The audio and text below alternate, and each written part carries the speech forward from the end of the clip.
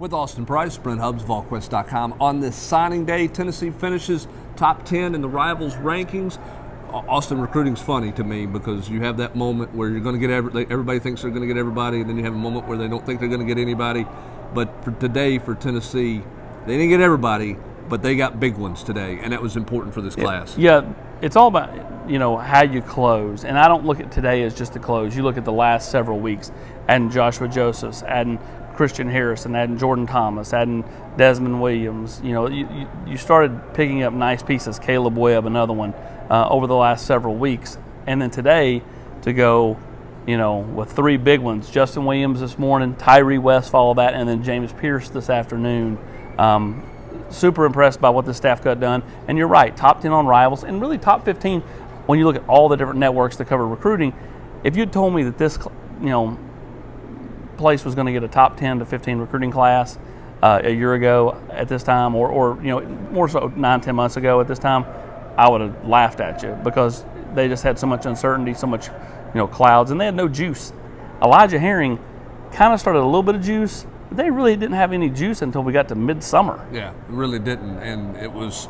And Elijah Herring, as Coach Hypel talked about, took a real leap of faith. I'll get into some of Coach Hypel's comments in just a second. I want your biggest takeaway when you look at this class, and Tennessee was never going to fill all their needs.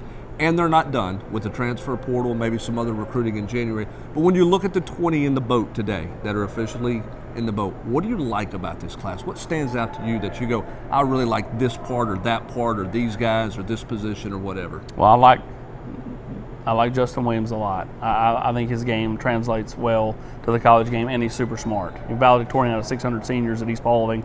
Kid's a pre-med major. Super impressed by him. I like the receivers because they're different and versatile. And then, most of all, I love the pass rushers. James Pierce, Joshua Josephs, two guys that can get to the quarterback. You can't get enough of those guys, Brent. I mean, how many times the last few years you're like, man, if Tennessee could just get more pass rushers, like they got one guy, but then they kind of, scheme around him, as Coach Hypel talked about. They just have not had a group of guys. I mean, when you think about the potential for Caleb Herring next year on top of these two and then whoever else they could get next year, what a run on guys that can get to the quarterback. And I love James Pierce. I just think you put him in a college weight program, he is going to be awesome and super, super athletic and spectacular. Yeah, and that's, to me, that was the biggest position in need. When you looked at Tennessee this year, they could not get to the quarterback.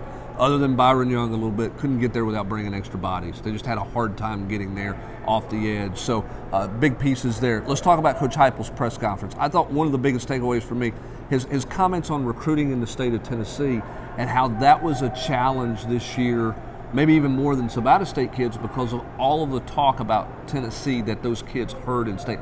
What did you take away from that, and where do they have to go to be more productive in state? They only signed 2 in this class. Well, I think you got to be more active in Nashville. I look next year in Nashville or Nashville area. I mean, obviously we talked about Caleb Herring. We'll start with there. Shamar Porter, Jacob Page. What do they do with the in-state offensive linemen? And then in Memphis, what kind of inroads do they make there?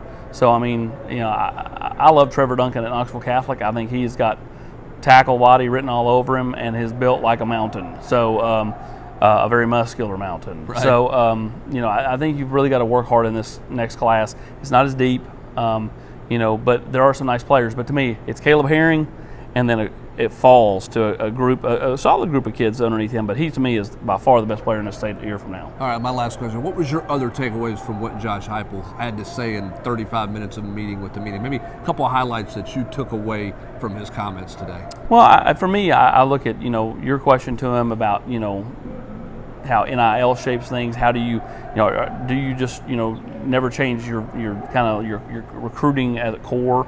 That stood out to me because I think the coaches that fight NIL and fight the transfer portal will struggle, and the ones that embrace it won't. And so, I look at on the whole, this staff's embracing all of that stuff, tenfold.